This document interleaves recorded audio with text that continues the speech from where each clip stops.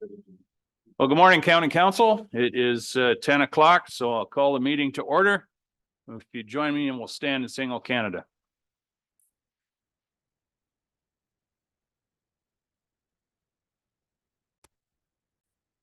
O Canada, our home and native land, true patriot love in all of us command. With glowing hearts we see thee rise, the true north, strong and free. From far and wide, O Canada, we stand on guard for thee. God keep our land glorious and free. O Canada, we stand on guard for thee. O Canada, we stand on guard for thee. Thank you. And I neglected to say Happy New Year. This, of course, is our first meeting back. Welcome to those online. I see oh yeah, that's Peter, that's his name. And Andrea, yes. Good to see both of you there. Madam Clerk, would you do the poll, please? Councillor Mackey, Councillor McKay, Councillor Carlton, Councillor Pringle, Councillor McQueen should be joining us momentarily, Councillor Nielsen, Councillor Patterson, Councillor Dickert, Councillor Kentner, Councillor Keaveney, Councillor Kepke, Councillor Gregg, Warden Milne, Present. Councillor Dobreen, Councillor Matrosovs, Present. Councillor Bourdignon, Present. Councillor Eccles, Councillor Tom Hutchinson sends his regrets today. Councillor Doug Hutchinson. Thank you. We have all members in attendance today with the exception of Councillors Tom Hutchinson and Councillor Nielsen and Councillor Body. Sorry, Councillor McQueen. My apologies. And Councillor Body. Ooh. The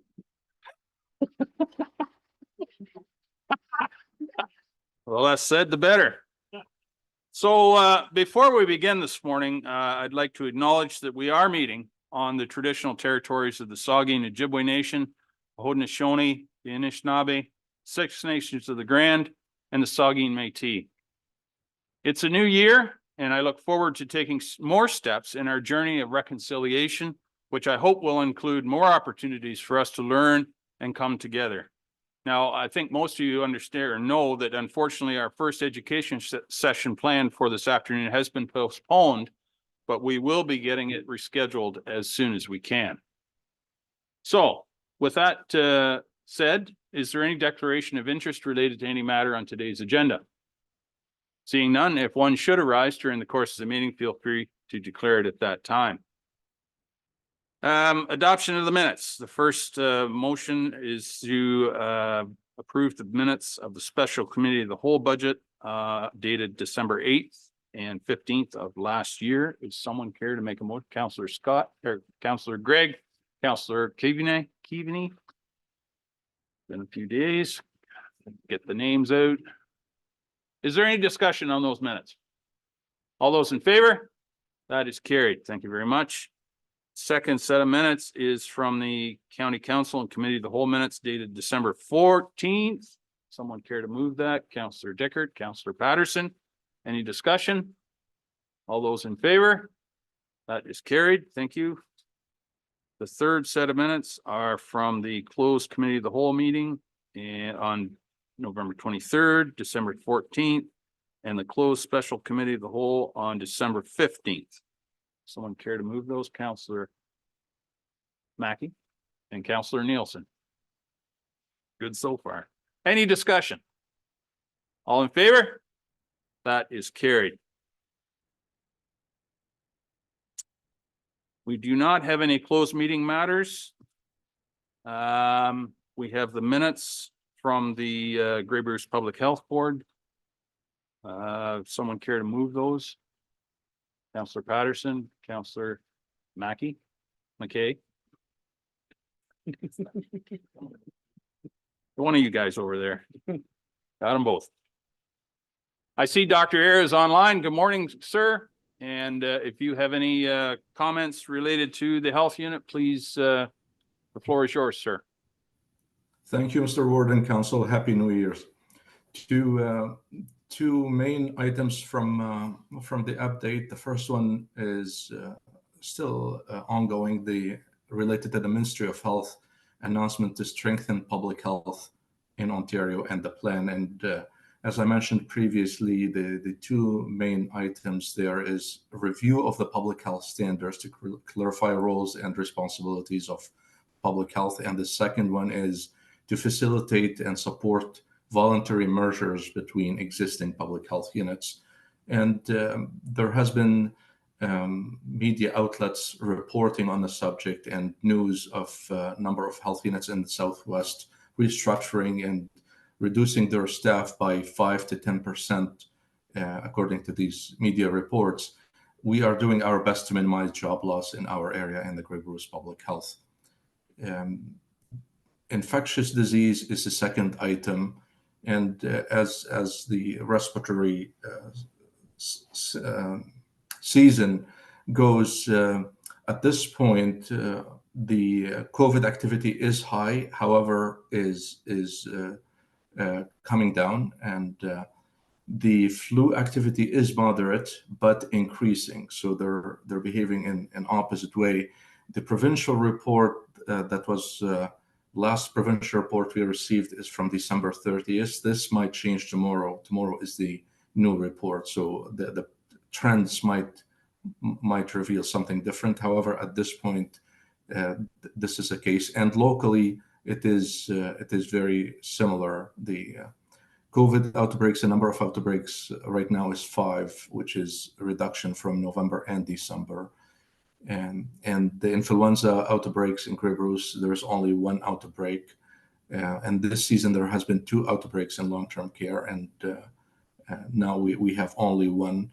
And currently there's 1 GI gastrointestinal outbreak in one of the homes, and there is 1 respiratory outbreak with agents still pending. And all in all, there is high circulation of COVID. However, it is decreasing comparing to the previous weeks, and the moderate circulation of influenza, but increasing. And again, Mr. Chair, through the channel and to the audience who are listening and the media listening, we always recommend to stay home when sick and to get the vaccine. And our clinics and our partners' clinics are available in Grey Bruce. Thank you for the opportunity for update, and open to questions as always. Thank you, Dr. Era. Are there any questions for Dr. Era? Not seeing any. I thank you very much. Oh, Councillor Eccles, go ahead. Thank you, Mr. Warden, and through you to Dr. Era. I see there's been a number of provincial appointees. Is the board at their quota max number of provincial appointees? Thankfully, the province has put those forward. Where are we at with that on the board? Through you, Mr. Warden, the Health Protection Promotion Act has the recipe or the formula for the number of appointees, and it is always municipal appointees should be the majority. So the provincial nominees could be up to in Grey Bruce up to 6. Currently, there are 4. So it's not the maximum. And related to the number of we have, yes, there has been recent appointees provincially, but not much different from the previous pattern, I believe. Okay, thank you. Any other questions? Okay, not seeing any. Thank you, Dr. Era. And I'll ask for all those in favor. That is carried. Thank you very much. And thank you again, Dr. Era. Thank you. Moving on to bylaws, I'm in talking to the clerk, I believe we'll separate those two bylaws. So there's one there, bylaw 5170-24 be introduced and taken as read a first, second, third time, finally passed, signed by the warden and the clerk, sealed with the seal of the corporation, engrossed in the bylaw book. The first one is the bylaw to adopt estimates of the revenues and expenditures for the year 2024. Someone care to move that, please? Councillor Mackey and Councillor Nielsen. Councillor Gregg. Thank you, Warden, for recognizing me. I would like to just place an amendment on the floor regarding a particular item within the budget, and that's one regarding the hospice funding. This line item flowed through our budget process a little bit differently, came in late. The budget book was already prepared. So I'd like to speak to a motion if I get a seconder, but I'll put an amendment on the floor that council not support the hospice funding of $10,000 a year over 3 years. That request is funded from reserve at this time, not levy. So that's the motion or the amendment. Thank you, sir. Is there a seconder for that? Councillor Nielsen. Okay, moved and seconded. Councillor Gregg, do you want to speak to that? Thank you, Warden. This is one item. I just want certainly council to be clear on the item because it was a little erratic just in terms of how it flowed through the process. Personally, I don't think that we should be supporting it. That budget increase speaks for itself. We worked hard to bring that down, but for the county to entertain funding external entities with operational funding asks is a challenge beyond what I think that we should be entertaining at this time. I think back to the afternoon at the Inn on the Bay, when I'd be surprised if there wasn't one jaw didn't hit the floor when looking at Director Hoy's projections of underfunding for roads and bridge replacement over the next 25 years or so. Director McNabb has presented through the year the challenge that this council and future councils will have in meeting the paramedic response needs for an aging population that's trying to stay at home. Director McEachern has provided us examples through the year on the costs of protecting the corporation. And Director Shaw could probably present a fairly substantial wait list yet for housing. And the list goes on and on. So I think this is an item that it's easier or probably more prudent to say no to at this time, as opposed to perhaps removing funding for such an initiative after 1 year, 2 years, depending on where we are next year, because you're talking about positions or perhaps operational funding. It's better to be transparent and upfront than perhaps pull the rug out down the road. So that's why I placed the motion before council, just that we can certainly have that discussion. We didn't have it in December. Thank you, Councillor Gregg. Anyone else wish to speak to it? Councillor Carlton. Thank you, Mr. Warden. Can we just clarify the amount of money we're talking about here, please? I'll ask Mary Lou to respond to that, please. Through you, Mr. Warden. So the request from the hospice was $10,000 a year for 3 years to assist with their operating expenses.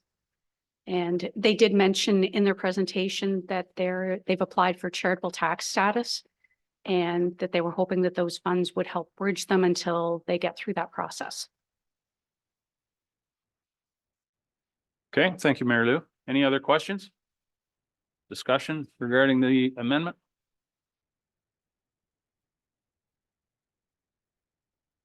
Not seeing any, I'll call the question. All those in favor of the amendment?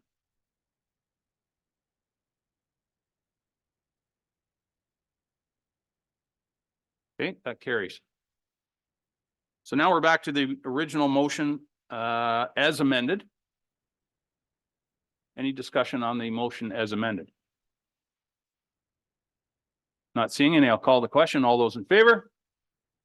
That is carried. Thank you very much. And the second bylaw is to confirm all actions and proceedings of this council. Councillor Eccles, Councillor McQueen. Any discussion? All those in favor? That is carried. News and celebrations. Always a popular part of the meeting. Who wants to go first? Councillor Kentner. Thank you, Mr. Warden, and this is, I think, good news for all of us in the area, and that is just simply, I understand there is a new owner of the Billy Bishop Airport and in the municipality of Meaford, and I think that that's good news for all of us. It's a very important asset, and it's struggled a lot and had a lot of help from the city of Owen Sound in the past, and I hope that it has a bright future. But I think with a new owner, it will definitely make a difference. Thank you, sir. Indeed, that is good news. Any others? Councillor Keaveney. Thank you, Mr. Warden. Good morning, everyone, and Happy New Year. And I also wanted to add that Meaford is celebrating our sesquicentennial in 2024. Our 150th was kicked off this past Sunday with the Mayor's Levy and an opportunity to view a wonderful set of storyboards in Meaford Hall that were created by our staff at the museum that speaks to our heritage and our history. We will have formal events in March and in June that we're aware of at this point in time, and we'll make sure, Mr. Warden, that you have a special invitation to come and celebrate with us when those events occur. Thank you. Thank you very much. I look forward to the opportunity to participate. Thank you. Anyone else? I have Councillor McQueen, go ahead. Well, thank you, Mr. Warden and County Council, and Happy New Year to everyone. And I will say that Markdale will be celebrating its 175th anniversary this year. So I'm not sure if it took 25 years to get to Meaford after Markdale. I don't know which, but anyway, we're reaching out to our community to set up a committee to put together that celebration. So I just thought I'm sure you'll be invited as well, Mr. Warden. Very good. Thank you. It's almost like an auction. Who wants to go more? So I have a brief one. It's a shout out to our TAPS employees, and I became aware of a short incident yesterday afternoon. I believe it was yesterday on Highway 10. One of our patrol trucks was stopped for a school bus. Young lady got off the school bus, and she had a crown on her head that she had made in school. And the gust of wind blew the crown off her head and kind of tumbled across the highway. And the guy in the passenger seat apparently jumped out of the truck, hopped out, ran across, grabbed the crown for the young lady and brought it back to her and made her day. I wasn't surprised by hearing that story, but it warms the heart to know that we have employees like that will jump out and do things like that. It means a lot to our ratepayers, and thank you, Pat, for your guidance and leadership in that department. But I'm sure it would have been any employee, whether it was TAPS or any other employee, would have done the same thing. So thank you very much. Well, and I have no idea who the employees were in the pickup, but thank you to them, Pat, if you'd extend that to them if you find out who it was. Anyone else? Okay. I have a motion, or I need a motion to adjourn this portion of the meeting. Councillor Kepke and Councillor Eccles. All those in favor? That is carried. So we'll just take a minute to change over to our committee of the whole.